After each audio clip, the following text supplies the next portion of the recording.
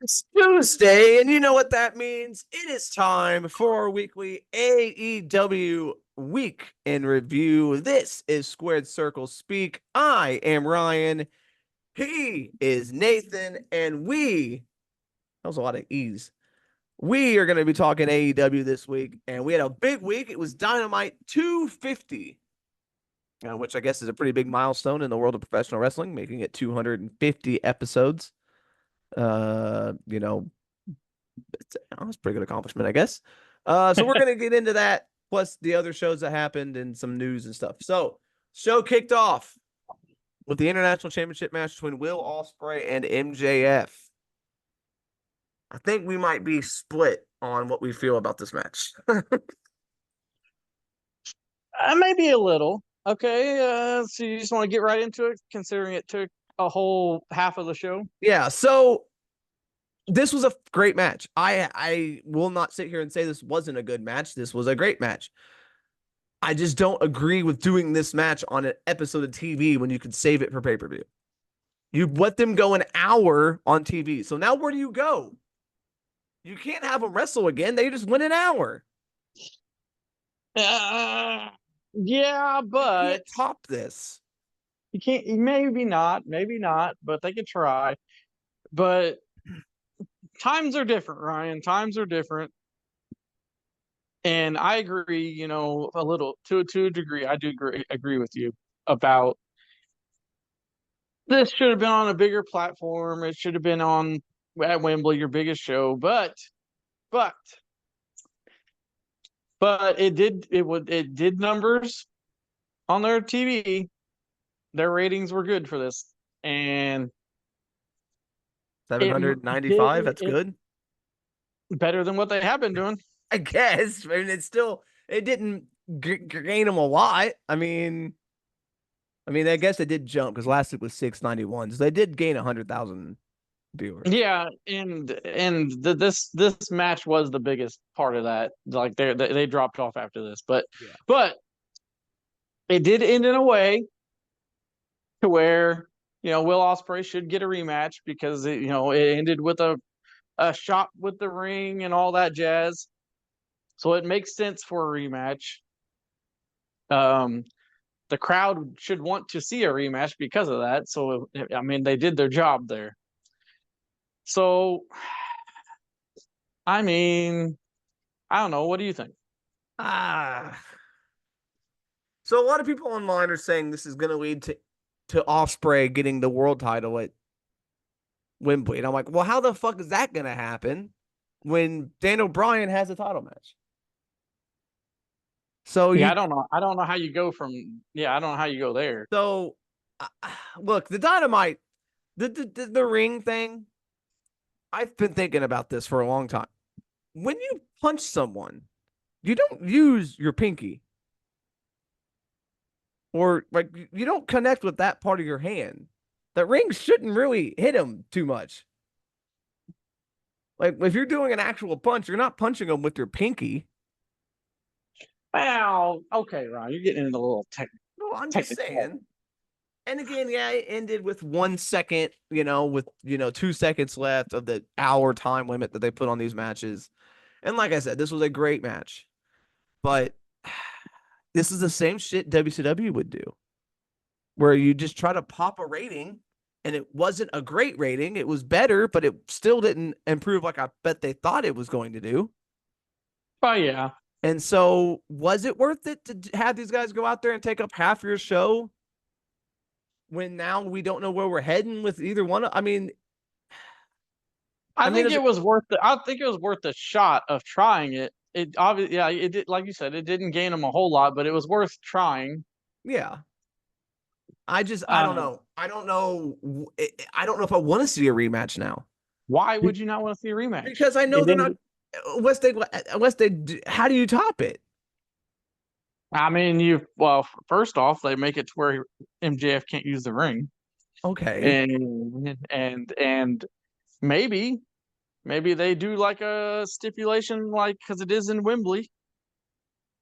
Maybe it's like a British rules match, or maybe it's something else that Great Britain has over there. I don't know, but Like, yeah, I guess they could do an Iron Man match, but we just saw him wrestle an hour, so that's not topping it too much. I mean, the one thing to do, I guess, is you do like a no disqualification, but I don't know. I mean, yeah, it's just seeing a rematch at a pay-per-view for a title like this is weird. Like I said, this match was fine, and I have no issues with the match itself. It was a great match. I just don't know about putting it on TV and making them go an hour. Like I could understand putting it on TV and having a decent long match and having some sort of fuckery finish, but having them go an hour and then doing it, it's like God. It took up their half their show. I don't know. We'll see where they head now, where Osprey goes.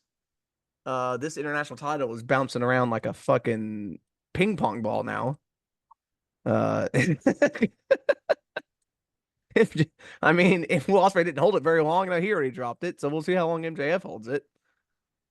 Then you have the Continental title, which is never defended. So we just all right. Then we had Mercedes Moné defend the TBS Championship against Nyla Rose. Hey, look, everybody, she's wrestling again. Uh, this was all right, but after that long match, you're not going to have a long match here. Mercedes wins. It was a match. I don't really know what else to say about it. It was okay. It wasn't great. Britt Baker shows up afterwards and security breaks it up. So they're obviously going to wrestle. Mariah May comes out, and I thought for sure this was Tony Storm. This freaked me out. Yeah, Holy they shit. they already looked similar when she was doing the other Tony Storm gimmick. But yeah, this was, and I'm pretty sure it fucked the crowd up too because they didn't make any noise for a while. Yeah, they didn't know who it was. And I think she was waiting for a reaction from the crowd. Yeah. So she wasn't talking right away. And that's when we got this infamous Tony Schiavone soundbite. Jesus Christ. And I'm sure I'm gonna go out on a limb and say that him and Mariah May probably talked about this beforehand, and Jeez, I hope so, because she, Jesus. I'm I'm gonna say she probably okayed it, or she knows he was just in character, like just messing her. But he called her the B word. He said, "All right." Yeah. And I think he was frustrated because she wasn't talking and the crowd wasn't reacting, so he was like wanting her to, but obviously she can't hear him. So, but yeah, even the other two announcers, they were both like, "Whoa!" Yeah. So I He shouldn't have says, said that. yeah, speak, bitch. I think also was due to time constraints because that first match went so long that they had to kind of everything felt rushed after that. And so they were like probably telling him, "Hey, you got to get her in. Like she's got to get this promo out." And so he was probably getting frustrated and probably like, "Fuck it." Jesus Christ. Then she said Yeah, everyone saw it coming, everybody but Tony. And then she was so not the explanation I was hoping for. Not the you hype me up with your little video package idea that they didn't do. Um, so she said she's gonna do it. She's gonna why take the old horse out back when she can kill it in front of as many people as possible. And then she left. So not the promo I wanted, not the kind of explanation I was hoping for, but at least we got something. And then she's doing a segment next week, I think, too. So then your main event was Kazuchika Okada versus Swerve Strickland, champion versus champion. It was a decent match while it was going on, but it was interrupted by the Bucks, who hit the ring, caused the DQ, and then everybody else in the Blood and Guts hit the ring, and then Hangman came out, and it was just a big brawl to end the. And then Darby Allin. This got a little bit of slack from online too. He repels from the ceiling, and I don't think anyone should still be doing that spot in wrestling. That should have been outlawed as soon as Owen Hart died doing it. I don't know how I felt about this. I know WWE did it all the time with Sting, and it was always safe and whatever, but this is a show that just last week we crowned winners of the Owen Hart Cup tournament.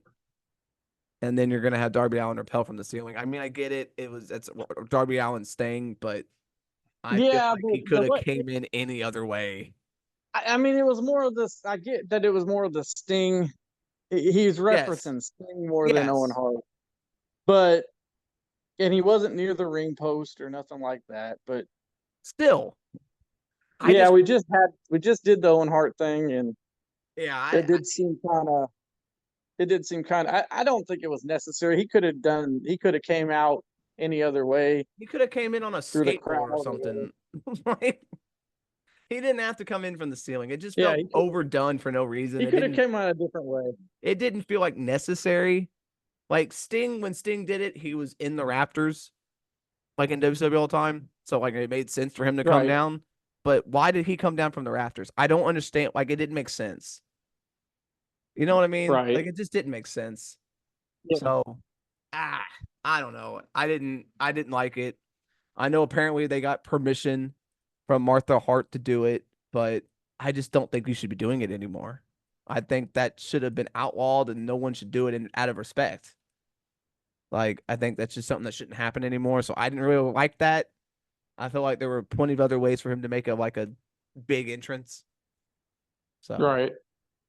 but that was Dynamite. Not very many matches because one went an hour.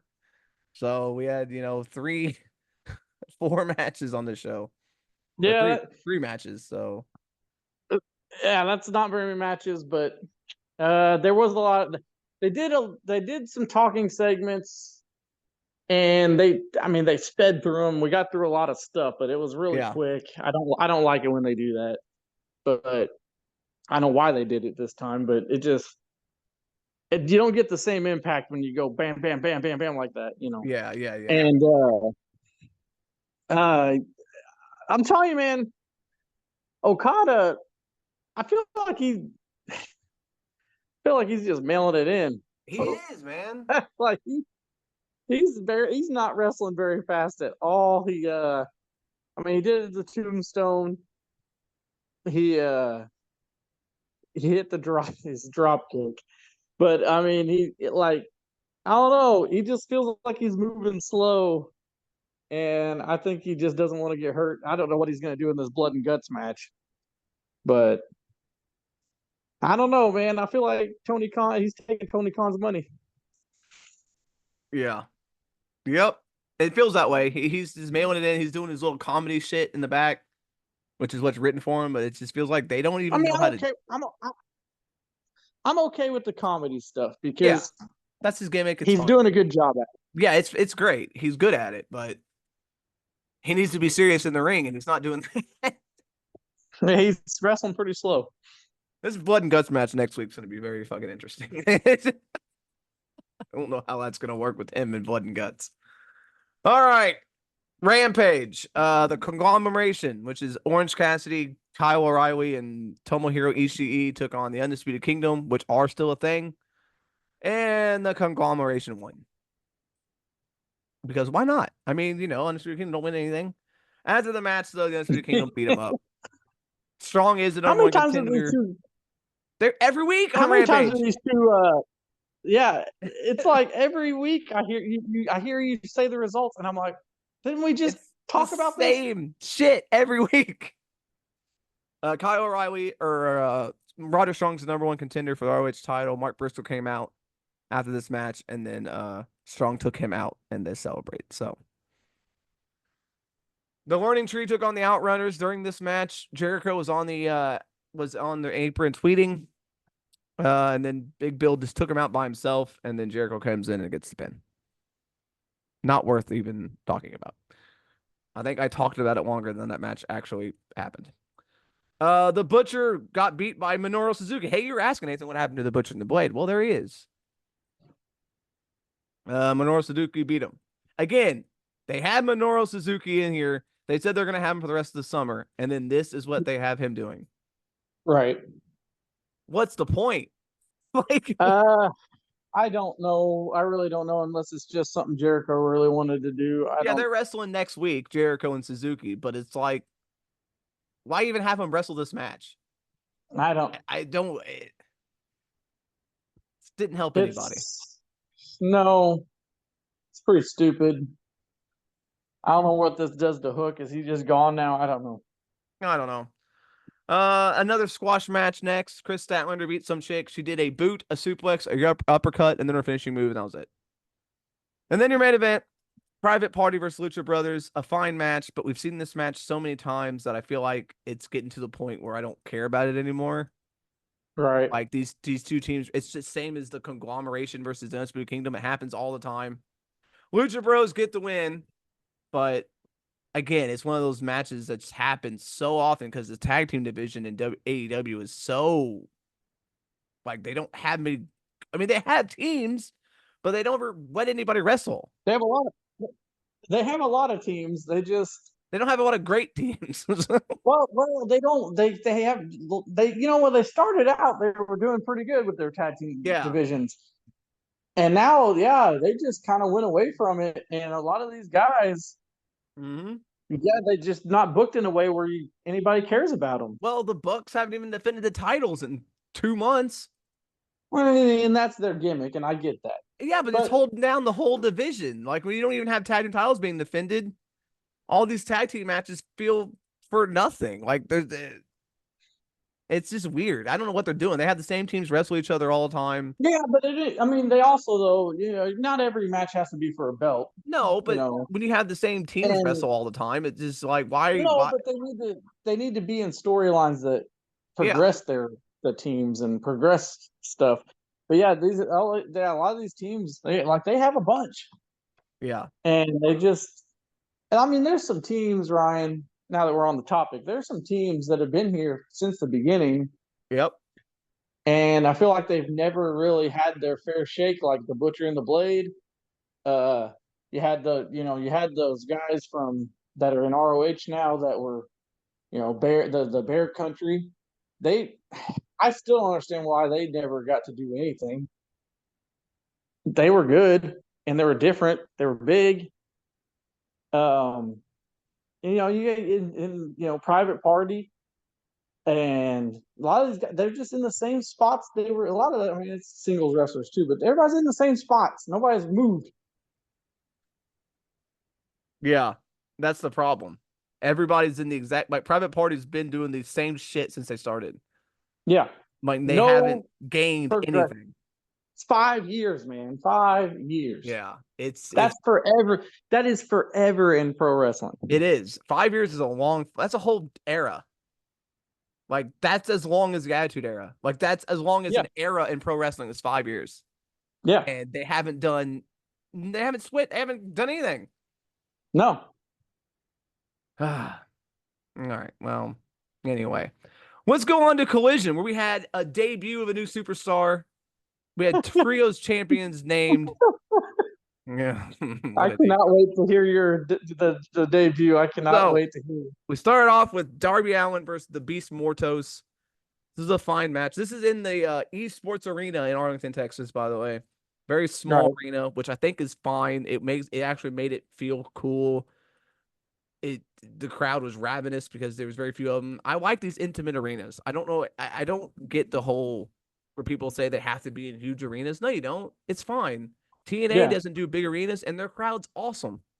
Yeah. You don't have to do big arenas, and I hope this is what they keep doing. You don't have to do giant stadiums because it feels lifeless when you're in a giant stadium and half of it's empty.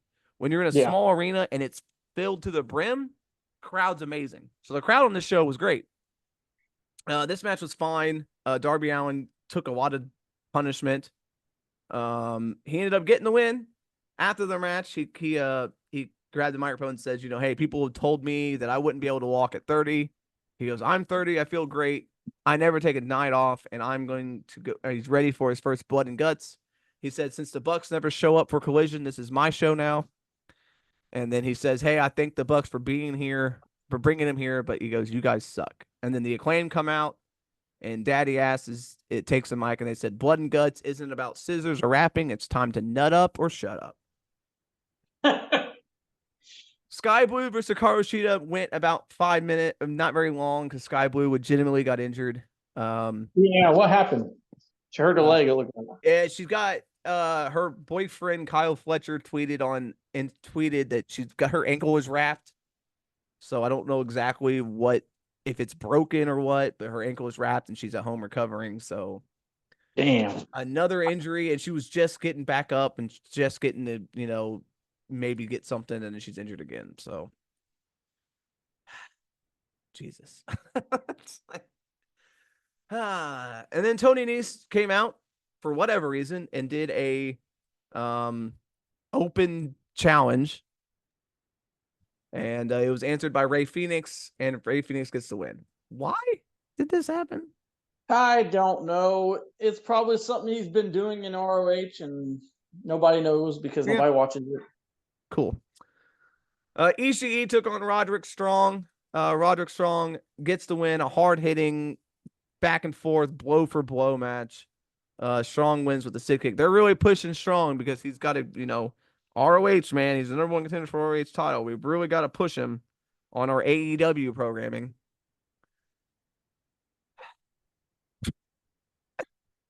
Jeez.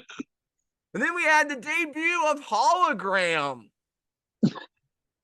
What is this shit, dude? What are we doing? I have no idea. This was Glacier. This was Glacier. He's really good in the ring. This guy can wrestle. But why are we having a character like this where it's got the lights and the... Well, to be fair, it's not an AEW character. It's definitely from CMLL or AAA, one of them. But no, it's not.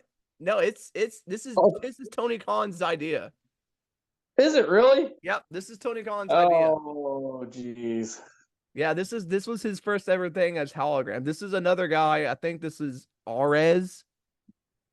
I love Arez. Yeah. I think that's who this guy. I think that's who it is. Oh no, it's Aramis. Yeah. Yeah. So he's really good, but why can't we just be Aramis? Why are you coming up with this stupid hologram shit? Boy. The match was fine. Gringo Loco made him look like $1 million fucking bucks. But I don't get the gimmick, and I don't get why we have to have this, like, all the lights and the light up jacket, and the mask just looks generic as hell. And I don't know, man. I don't know. I just don't get it. It felt like Glacier to me. It really did. I was like, he came out and I was like, this is just fucking Glacier. Like, guy can wrestle better than Glacier. So I hope you don't go down that route. But it just, I don't get it. I don't know what his gimmick is and why it's here. Why?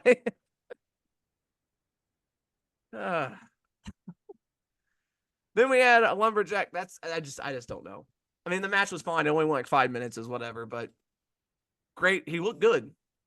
But this is just in 2024. I don't know if we need something like this.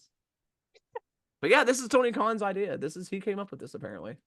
That's insane, dude. I don't know why we need another Glacier, but here we are. Now I'm starting to think that whenever he did that one interview where he's telling everybody about naming all the things that WCW did wrong, and I feel like he's just trolling us now, and he's just doing this shit on purpose. Right? Because, God, why would you do that? And I just don't get. Why do we need a gimmick? You know how much that probably cost?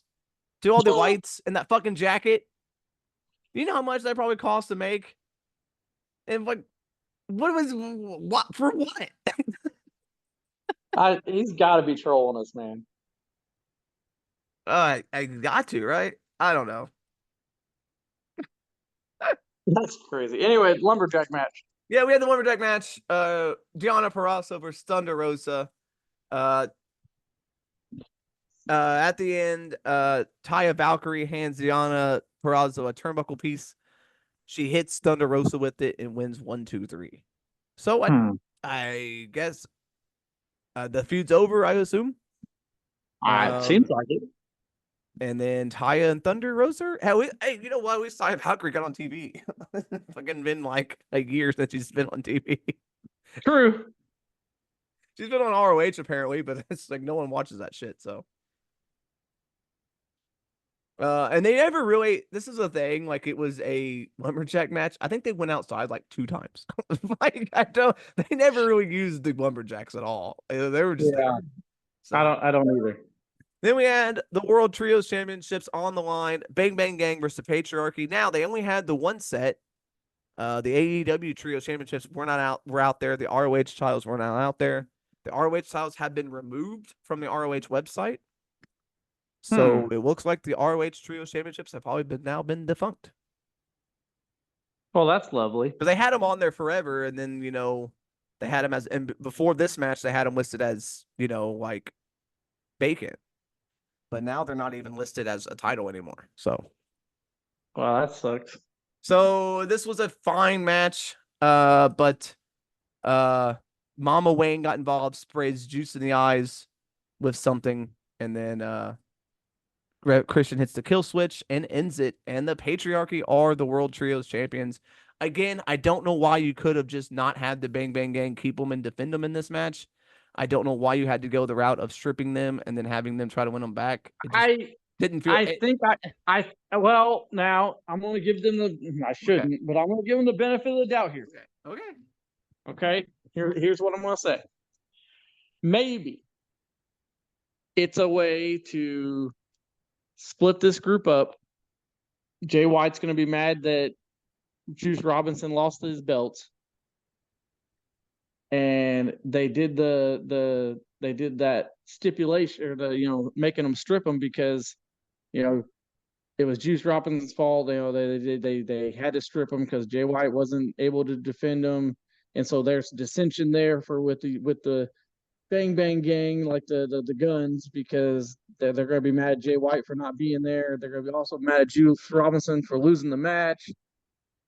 It could be a way of maybe just the Guns splitting up from them and going their separate way, or it could be Jay White getting mad at Juice Robinson and splitting that up. I don't know. But I'm gonna say give them the benefit of the doubt, and something happens, and hopefully they aren't just all still together, and this was all for nothing.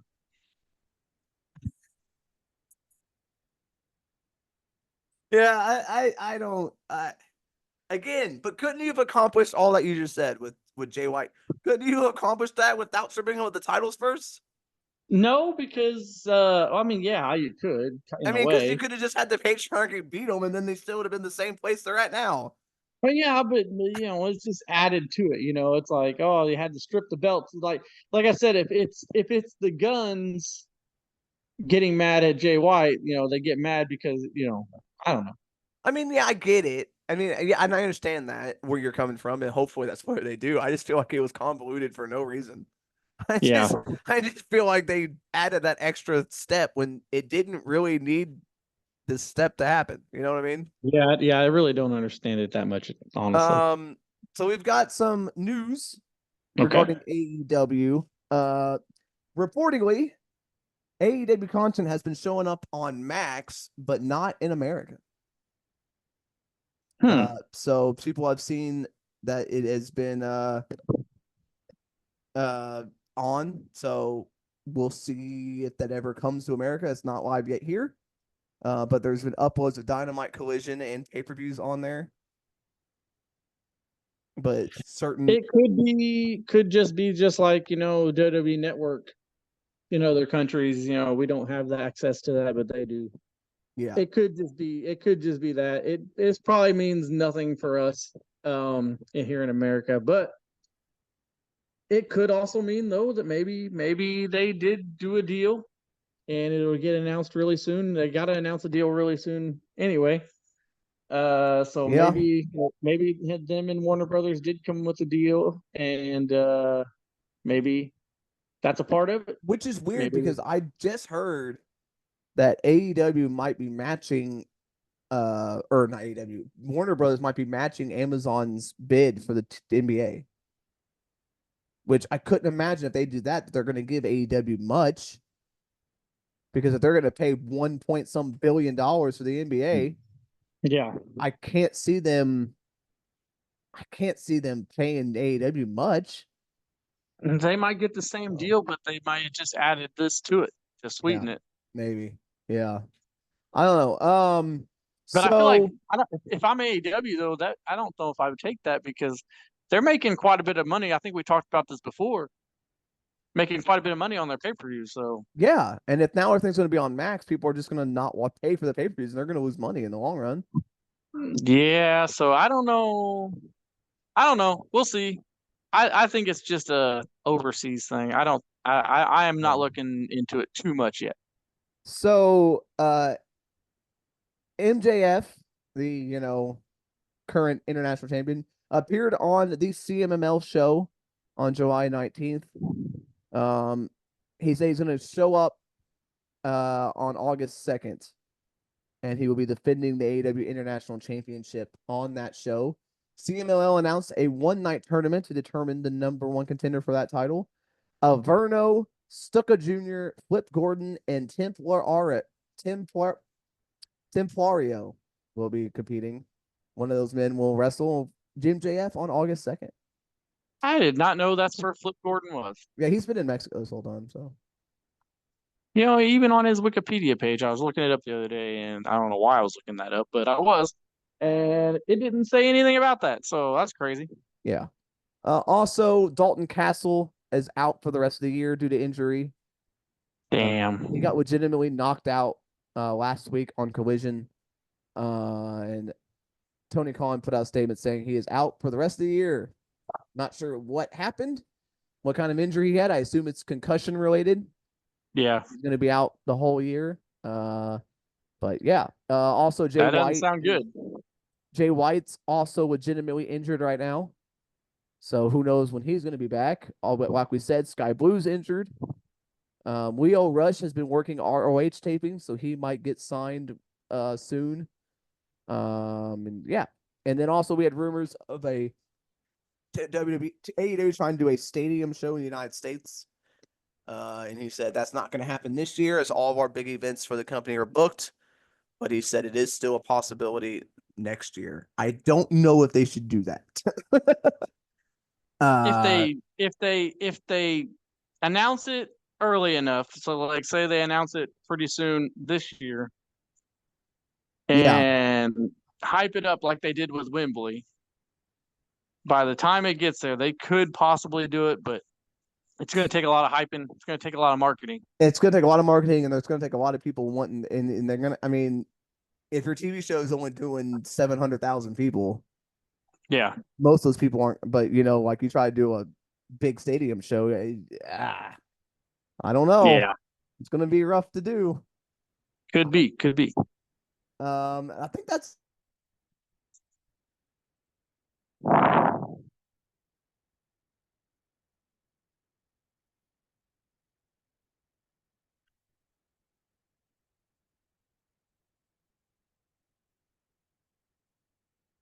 Hello,